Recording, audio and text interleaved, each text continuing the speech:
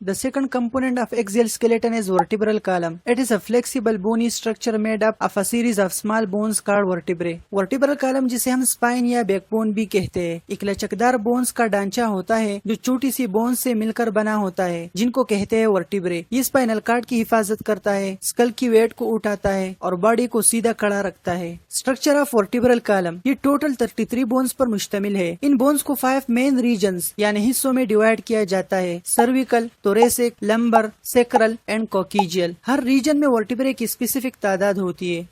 Cervical vertebrae neck region में located है और इनमें टोटल 7 वर्टिब्रे होती है, यानी C1 से C7 तक। सर्विकल 1 को एटलस कहते हैं और इस स्कल को सपोर्ट करता है। सर्विकल 2 को एक्सिस कहते हैं और इस स्कल को घूमने में मदद करता है। दूसरा हिस्सा है थोरेसिक वर्टिब्रे। ये थोरेसिक यानी चेस्ट रीजन में लोकेटेड है और इनमें टोटल 12 वर्टिब्रे होती है। हर थोरेसिक वर्टिब्रा एक रिब के साथ कनेक्टेड होता है और ये चेस्ट रीजन को सपोर्ट करता है। इसको काउंट किया जाता है T1 यानी थोरेसिक 1 से T12 तक। Lumbar vertebrae lower back region में लोकेटेड होते हैं और इनमें टोटल 5 बोन्स शामिल है। ये सबसे ज्यादा स्ट्रांग होती है क्योंकि अपर बॉडी का वेट उठाती है। इसको काउंट किया जाता है L1 से L5 तक।